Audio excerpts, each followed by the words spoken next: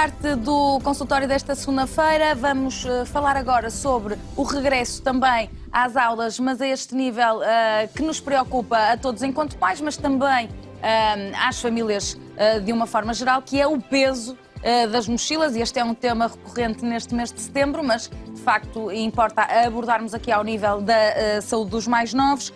Comigo tenho o Dr. Maia Gonçalves, muito boa tarde, ortopedista e especialista em patologia da coluna do Hospital Luz Arrábida e membro da campanha Olhe pelas Suas Costas, que é uma campanha também da qual vamos falar.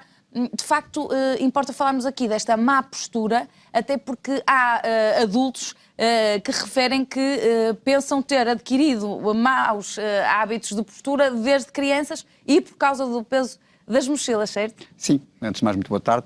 De facto, há um conjunto de fatores de risco que nós vamos tendo ao longo da nossa idade mais primordiais, da idade mais infantil, e que depois, mais tarde, se poderão refletir na idade mais adulta e ser causa de dor de costas. De facto, a dor de costas é algo muito prevalente, as dores de costas, a lombalgia é algo muito prevalente na população adulta, muito frequente, e consumidor de recursos e causador de absentismo laboral, e, portanto, algo muito importante para a nossa sociedade. E se de pequeno controlarmos, de pequenino, se torce o pepino, portanto, de pequenino, se conseguirmos controlar todos esses fatores de risco... de pequenino sem direito à coluna. Sem direito à coluna, vamos tentando, ao controlar esses fatores de risco, impedir que mais tarde surjam esse tipo de problemas.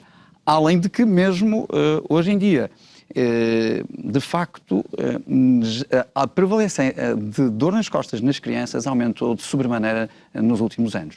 Porque temos vindo a assistir ao aumento deste peso. Ainda que se fale tanto deste problema, acaba por ainda não ter sido criada uma solução verdadeira para este problema. É de facto complexo. Do ponto de vista educativo, a quantidade de exigência dos miúdos é cada vez mais nova, cada vez mais manualidades escolares, mais exercícios de treino. E a verdade é que, do ponto de vista tecnológico, fomos acompanhando. Provavelmente, e esperemos todos que a breve trecho, muitos destes manuais escolares entrem no formato digital e com isso consigamos aliviar do ponto de vista físico a presença nas mochilas, mas de facto pensou-se muito do aspecto educativo e não tanto deste aspecto funcional e deste aspecto de proteção das crianças, e de facto vemos miúdos com 10 anos, com 30 quilos, a pegarem mochilas com 10, 12 quilos, o que é de facto manifestamente exagerado, tendo em conta que sabemos que acima de 10, 15% do seu peso corporal estão a criar riscos de saúde para a sua coluna. Portanto, quando os pais querem objetivamente lá em casa perceber, os pais e familiares e encarregados de educação, etc., quando querem perceber até que ponto é que já estamos no limite, é fazer essa matemática. Portanto, há aqui isto é o que se conhece cientificamente como barreira. É evidente que se formos... 10, 15%? São 15%. Agora, imagina uma criança de 10 anos, de 5º ano, é fácil ter uma mochila a pesar 8 quilos e, no entanto, só poderia pegar 3,5 kg. Portanto, não é fácil esta gestão. Pede-se também que a escola participe nisto, porque os pais de facto, querem os seus filhos a ter performance escolar e querem ver os seus filhos a aprender e, portanto, não podem combater muito do ponto de vista prático, mas pede-se à escola que também intervenha e que se crie formas de, eventualmente, deixar alguns dos manuais na escola, haver manuais por fascículos, para que não sejam manuais do ano inteiro a circular durante o dia entre a escola, e, claro, o tal suporte tecnológico e informático que conversava há bocado. E depois, para além disso, há toda a questão de como usar a mochila, não é? Porque não só a questão do peso é importante, mas também que mochila, como usá-la, tudo isso também interfere na mecânica destes... Portanto, os pais não devem esperar para pensar em tudo isto ali no dia antes, não é? Não, seguramente. E seguramente também não devem só pensar na mochila cor-de-rosa com 2 coisinhas muito bonitas para as meninas, ou com o desenho animado bastante bem, ou com o surfista e com a onda do mar. É preciso pensar mais do que isso. Isso é importante, com certeza, integração dos miúdos do ponto de vista entre os seus colegas, entre os seus pares, mas é muito importante que a mochila tenha um conjunto de características ergonómicas, onde se destaca o facto de ter que ser almofadada, a largura das alças, e um conjunto de pormenores que fazem a diferença, não é? E o Dr. Maia Gonçalves fez o favor de nos trazer um bom trouxe exemplo, não é? Trouxe a minha. Eu já não ando no nono ano, mas ando com mochila, não ando com pasta. Aqui não se aplica a frase em casa de ferreiro espeto de pau. Portanto, o Dr. Maia Gonçalves é especialista desta área e sabe bem os benefícios de utilizar esta mochila. Eu durante muitos anos usava a famosa pasta de médico, não é? Que é uma pasta muito bonita e elegante, mas de facto... quando vamos pondo o computador, quando vamos pôr o iPad, quando vamos pondo um conjunto de dispositivos que nos acompanham, e na escola, no fundo, são os livros escolares, vamos vendo a diferença. E, de facto, a minha mochila tem estas características de ter duas boas alças, ser bem almofadada, ter um conjunto de equilíbrios do ponto de vista de disposição depois no corpo, que se adapta bem. As alças serem largas é uma forma de o peso estar melhor distribuído e mais sustentado. Fazer menos esforço focalmente, menos questões de atrito e, portanto, uma distribuição de força maior. A envolvência também na zona da cintura, há mochilas, esta não é o caso, mas que também se adaptam na cintura e também vão distribuindo um bocadinho o balanço da mochila. Depois, a própria colocação de tudo o que é os manuais dentro da mochila, ela deve obedecer algumas lógicas de distribuição, tudo que é mais pesado no fundo, não deixar itens muito instáveis e pesados no topo da mochila para que não faça um balancear esforçado e não seja demasiado sobrecarregado a zona cervical e a zona do trapézio. Então, todos estes cuidados são importantes e criar no miúdo que vai depois fazer a sua pasta diariamente, estas rotinas são importantes. E em termos de dimensão, importa aqui a dimensão da mochila, tendo em conta ela tem que ser adequada a dimensão da própria criança? Tem que ser adequada à dimensão da criança, isso é fundamental. Não interessa nem mochilas pequenas demais, nem grandes demais, ela tem que se adaptar às costas do doente, da criança, isso só experimentando, só indo com a criança e experimentando. E percebendo, fazendo andar na loja onde forem comprar, no supermercado onde forem comprar, experimentar andar lá com 2 kg de arroz na mochila e perceber se é confortável para a criança. Façam essa experiência porque acho que é importante.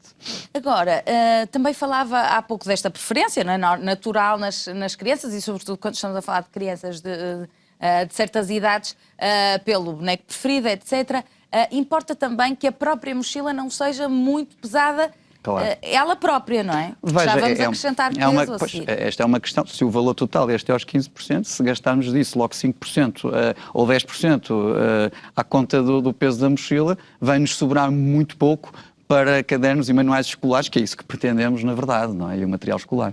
E qual a vantagem de utilizar uma mochila, ou seja, para si, enquanto especialista desta área, é preferível uma mochila, ainda que com esse peso que é normal hoje em dia, ou pode e deve optar-se pelas soluções dos pequenos trolleys com rodinhas? Os pequenos trolleys são muito úteis e eu diria que são a solução ideal para quando considera que é uma... Eu considero, não é fácil convencer os nossos jovens por uma questão de... É viável, é lógico.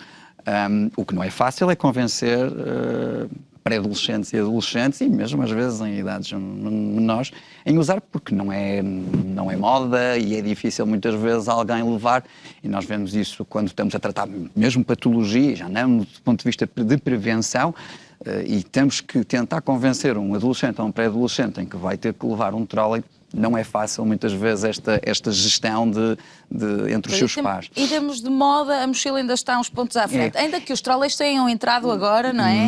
Mas ainda a mochila com uma alça só e toda descaída é isso que ainda vai sendo a moda mais cool. Mas nem por isso é melhor.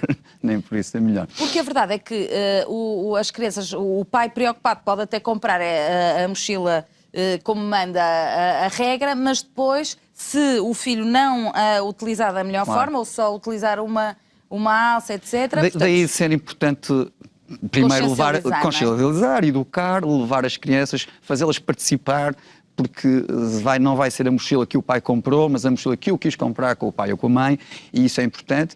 E depois também há uma questão, a mochila usa-se, há uso, e portanto nem sempre uma mochila dura o ano todo. É preciso perceber que vão rasgando fivelas, vão rasgando, se isso for desequilibrar, a mochila vai torná-la mais instável e com consequências para a saúde da criança. E em termos de postura, o que é que devemos recomendar às crianças? Como é que se deve andar? Se há alguma forma mais correta de utilizar então a mochila? A mochila tem que estar bem apoiada com as duas alças e tentar circular numa posição ereta correta e não equilibrada para a frente, porque muitas vezes que se observa nas crianças a chegar à escola com o peso da mochila vergado para a frente. A mochila quase a empinar para trás e as crianças a empinar tentar, mas isso é claramente um mecanismo de defesa face ao peso da mochila. Portanto, quando se vê que a criança está a começar a fazer assim, não é? Já não aguenta, é porque já não tem músculo, e então o que vai fazer é tentar alterar o centro de gravidade para que a mochila fique apoiada na bacia e então conseguir transportá-la. Mas é claramente já excessivo. E que tipo de lesões então é que esta má postura pode trazer, não só no presente, mas no futuro? Do ponto de vista de futuro, a principal consequência é a existência desta dor e desta alteração chamada lombalgia. A lombalgia é multifatorial, ou seja, tem várias causas, e estes fatores de risco que estamos a conversar, nomeadamente do transporte de mochilas pesadas, é um dos fatores que predispõe ao seu aparecimento. Depois é evidente que se tudo que envolva uma carga excessiva na coluna tem um conjunto de patologias na idade adulta que serão mais frequentes, desde a existência de degenerescências discais, alterações discais como a hérnia discal. Não quer dizer que se consiga estabelecer um padrão direto entre a utilização de uma mochila no ano tal, no dia tal, e a consequência mais tarde. Claro. Mas a lógica é essa. Agora, importa também referir este aspecto, é que as crianças estão em desenvolvimento. Ou seja, a coluna ainda não está formada, não está ali ainda cristalizada. E essa é a principal questão. São imaturas do ponto de vista esquelético e imaturas do ponto de vista muscular. Portanto, qualquer dano e qualquer excesso que exijamos nessa altura vai com certeza ser muito mais agressivo do que quando já temos uma maturidade musculoesquelética. E da sua experiência profissional, acontece-lhe muitas vezes pedidos de ajuda e de observação de casos em tenra idade? De dor de lombar, sim. Cada vez é mais frequente o pedido de consulta por dor lombar na criança. Dor lombar inespecífica. Dor lombar que não se relaciona ou com escoliose ou com nenhum evento traumático. Dor lombar. E que normalmente, este é um dos temas e um dos fatores de risco que falamos, mas há dois outros que são extremamente importantes, que é a obesidade e o sedentarismo, ou a falta de exercício, onde inclui também erros posturais. E hoje em dia, de facto, talvez um dos mais importantes, porque nós deixamos de ver crianças a brincar no jardim, com os seus amigos, a jogar futebol, cada vez vemos menos, e vemos miúdos a jogar online uns com os outros, sentados num sofá, a conviver de uma forma diferente, não será melhor nem pior, mas diferente, mas seguramente do ponto de vista do sistema musculoesquelético mais pejorativo, porque não desenvolve massa muscular e não lhes atribui capacidade para desenvolvimento correto dessa musculatura. Ou seja, é importante que os pais vejam também, a par de tudo isto, dos conselhos posturais e da escolha de uma boa mochila e das questões relacionadas com o peso, é importante que os pais e os encarregados de educação vejam o desporto aqui como uma prevenção e essencial neste fortalecimento, não é, muscular? É fundamental o desporto, englobado num contexto de correto desenvolvimento muscular. 3 horas de atividade esportiva semanais ou até uma diária ligeira seria o ideal num correto desenvolvimento musculoesquelético, o que não é de todo comum. Mais agora se tem tentado criar essa noção dessa necessidade e esperemos que traga resultados. Portanto, é importante que se alerte as crianças para tudo isto? Não é uma boa conversa? Sim, tem que ser é evidente que isto é um papel hercúleo que envolve muita gente e não envolve só os pais, coitados. Senão um pai, já não sei, que tem que chamar a atenção para tudo, mais para isto, torna a relação pais-filhos muito conflituosa. Mas, de facto, inserido em ambiente próprio, e o ambiente escolar é por si só muito importante para criar esse tipo de regras e, portanto, papel aos pais sim, mas papel também a quem educa e a quem ensina nas escolas também, extremamente importante. Portanto, no caso de um jovem ter problemas, se queixar de dores, o que é possível fazer ao nível da ortopedia? Bom, desde logo temos que caracterizar e perceber que tipo de dores tem que se fazer um diagnóstico. E a dor, se é uma dor esporádica de quando em vez associada a um cansaço por algum motivo e que desapareceu passado pouco tempo, é normal, é natural, não deve-se criar alerta, um alerta, e nem devem os pais ficar alertados. Há fatores que nos alertam ou que são chamadas bandeiras vermelhas, e que, de facto, nos põe a pensar que aquilo pode ser mais importante. E tem a ver com a persistência da dor, com a intensidade da dor, com o facto da criança ficar mais prostrada, não dormir à noite, ter um conjunto de reflexos no movimento dela, e aí sim, então cabe, primeiro, recorrer aos médicos de família, recorrer ao pediatra e depois, eventualmente, se há dúvidas, se há alguma alteração, a um especialista. Muito bem. Pode, neste âmbito, ao nível dos sintomas, podem também estar ligadas a alguma desconcentração, quando há aqui problemas ao nível da coluna? Pode haver dores de cabeça? Sim. Pode haver sintomas que à partida, não se ligue logo à coluna? Sim. A dor causa perda de atenção, causa desconforto e, como tal, de facto, uma criança que tenha dor lombar por se sentar incorretamente na escola e não estar numa posição correta vai aprender necessariamente menos bem, vai ouvir menos bem, vai aprender até menos bem. A própria postura na secretária, não é? Excluindo aqui o tema da mochila, claro, também é fundamental. Fundamental, não é? O estar com os pés apoiados no chão, o ângulo 90 graus entre os joelhos e a anca, o estar com as costas encostadas na cadeira, tudo isso são posturas importantes e que devem ser procuradas ser chamadas à atenção pelo educador em sala de aula para que as crianças assim o cumpram. Porque senão, de facto, cria-se os tais fatores de risco, que não são fatores causais diretos, mas são fatores de risco para a lombalgia e com as consequências que a lombalgia pode ter. Porque depois isto pode ser todo um conjunto de fatores, não é? Portanto, é a mochila, é o peso, é também a má postura em sala de aula. Excesso de peso, a alimentação hoje em dia de facto um bocado desregrada e com excesso de peso, que afeta quase 30% dos jovens atualmente, pré-adolescentes e adolescentes.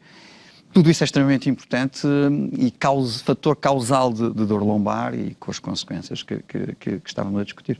Ao nível da alimentação, uma vez que as pessoas também, apesar da obesidade não estar com tendência, muito pelo contrário, para diminuir, a verdade é que as pessoas também estão preocupadas com a alimentação, vão falando disso a miúdo. Ao nível da coluna, existem alimentos mais amigos da nossa coluna e mais amigos dos nossos filhos nesta fase de crescimento, sobretudo? O segredo da alimentação em qualquer fase da vida, mas mais na criança, é a sua harmonia e o facto de ser equilibrado. O equilíbrio. E, portanto, não se pode dizer que, em particular, haja A ou B alimento que seja benéfico para a coluna, desde que uma dieta equilibrada que permita desenvolvimento muscular, com água suficiente para hidratar e para ter o trabalho muscular. É isso que se pretende, porque assim não vai haver excesso de peso, vai haver qualidade muscular e necessariamente menos propensão para ter lombalgia. Portanto, aquela ideia mais antiga de que o leite e tudo o que tenha a ver, e todos os seus derivados, etc., tudo que esteja ali na família dos laticínios, já está um bocadinho desatualizada essa ideia? Não é uma questão de se estar desatualizada. O racional por trás era serem alimentos ricos em cálcio, que realmente é importante para o osso, mas não é só exclusivo. Primeiro, não há só cálcio exclusivo neste tipo de alimentos, e depois de facto, o que importa é haver harmonia, porque não tem interesse nenhum haver excesso de cálcio e defeito de um conjunto de outros nutrientes. Não é? Portanto, aqui a palavra-chave é equilíbrio. Ao nível da alimentação estamos conversados. Em relação ainda às más posturas, falávamos de um conjunto de fatores que está muito associado às crianças nos dias de hoje. Para além dessa má postura em sala de aula, para além do peso das mochilas, como é que os pais podem também ajudar, e os especialistas também, ajudar as crianças a saber como utilizar, por exemplo, o computador? Está-se muitas horas e muito tempo sentado no computador, também convém... Num computador é importante 3 coisas. A altura do ecrã, que tem que estar nivelado com o olhar, a altura do teclado ou rato, ou se for consola, onde está a consola, que tem que estar equilibrado para que não haja uns ombros demasiado elevados nem demasiado baixos, o que causa flexão do tronco, e a forma onde estamos sentados, que é igual à da sala de aulas, com aquelas características que falei. Portanto, isto tem que ser pensado assim e não isoladamente. Há um problema que acontece em todos nós, em termos de sociedade, o uso dos laptops, dos computadores portáteis, porque ou está à altura o teclado, ou está à altura o visor, e de facto perturba um bocadinho, e portanto tentar que pelo menos se o laptop tenha um teclado à parte ou um rato à parte que permita conseguir divergir o tamanho. Sabe que vai estar ali um bocadinho mais de tempo. Claro que não vai ser para um trabalho de 5 minutos, mas estamos com um tempo considerável sentados, é importante prevenir, porque depois, somado estes traumatismos à coluna, mais tarde vai começar a haver sintomatologia. E o facto das crianças também estarem cada vez mais tempo com os telefones e os smartphones, que têm aqui estas funcionalidades táteis, não é? Sim. De facto, os telefones de última geração são verdadeiros computadores, não é? Portanto, substituem muito do que era antigamente estarmos em frente a uma televisão ou estarmos em frente a um ecrã de computador. E o grande problema é a sua dimensão e o facto de segurarem também com a mão e, portanto, obrigar a uma flexão da coluna e com a cabeça pendente. A quantidade de jovens e crianças que já vão sentindo cervicalgia, dor, portanto aqui não lombar, mas cervical, fruto desta postura em flexão da cabeça, é grande e é crescente. Às vezes nos braços também já se ouve muitas queixas, também nos adultos. Ombros, dedos. polegares, já dedos, imenso.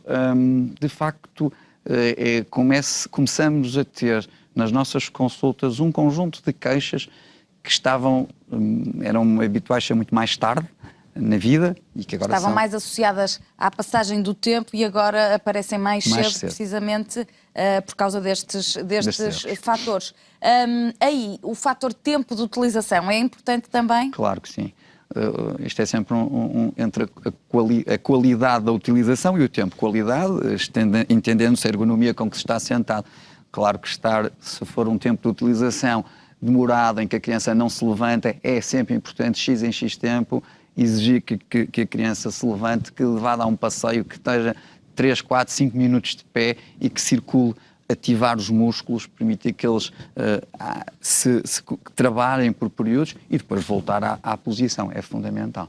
Muito bem. Em relação aqui à campanha Olhe pelas Suas Costas, da qual o Dr. Maia Gonçalves também é membro, gostava que nos falasse um bocadinho desta campanha, uma campanha que teve o seu início em 2018. Sim, esta é uma campanha organizada pela Sociedade Portuguesa de Patologia da Coluna Vertebral, em associação com um conjunto de outras sociedades científicas, que visa o despertar na comunidade e o alertar para um conjunto de problemas, neste caso, de como podemos ter atitudes preventivas para a nossa coluna, para as nossas costas. Porque aqui é fundamental agir na prevenção, não é? Claro. A prevenção é o braço mais forte em termos de sociedade para conseguirmos ter pessoas mais saudáveis, a trabalhar melhor, com melhor qualidade de vida durante o máximo tempo possível. Até porque em havendo problemas um bocadinho mais complicados nestas idades também é de evitar, não só porque tiram a concentração do aluno, como também não é muito salutar estar a optar por medicação e químicos nestas fases, não é? É verdade. sendo que ainda por cima, nem sempre os químicos têm um papel muito importante, porque estas dores, como lhe digo, são multifatoriais. A parte que é tratável pelos químicos resolve os sintomas, não resolve de base a qualidade do músculo e a sua ativação. E, portanto, até é altamente discutível que se medique quando a causa é este conjunto de erros e de falta de desenvolvimento muscular. É preferível desenvolver o músculo, incutir nas pessoas a necessidade da atividade. Mudar os hábitos, mudar não é? hábitos, é isso. E não isso medicar. Às vezes é complicado, sobretudo se as pessoas, se as crianças já crescerem com esses hábitos, é mais fácil, não é? Claro. Os hábitos alimentares e de exercício, se não se criam em idades jovens, é sempre muito mais difícil ou querer que na fase adulta se consiga segui-los. E, portanto, sim, a aposta é de facto nos jovens. Há ali também uma fase em que os adolescentes, sobretudo os rapazes, dão um salto muito grande ao nível do próprio crescimento. São fases muito... Essas são fases que é preciso estar muito atento, e lá está, estes cuidados de ir percebendo se aquilo que tem, a cadeira, a sua escrivaninha, a pasta, a mochila... É que se calhar a mesma secretária não dá para dois irmãos, sendo que um mede um metro, certo. quase E até 2 metros, pode e o outro correr o 1,5 risco da altura de uma cadeira no início do ano estar perfeita e no fim do ano estar completamente desadequada, obrigando a criança a estar dobrado sobre a sua escrivaninha. Isto é preciso estar atento e pode fazer a diferença. Muito bem. O Dr. Maia Gonçalves segue comigo para a terceira parte. Recordo que pode e deve continuar a ligar 225-083-204 para entrar connosco em direto então na terceira parte. Vai poder tirar as suas dúvidas, não só no que diz respeito a estas patologias associadas ao peso das mochilas e má postura, mas também a tudo o que tiver a ver com ortopedia. Até já.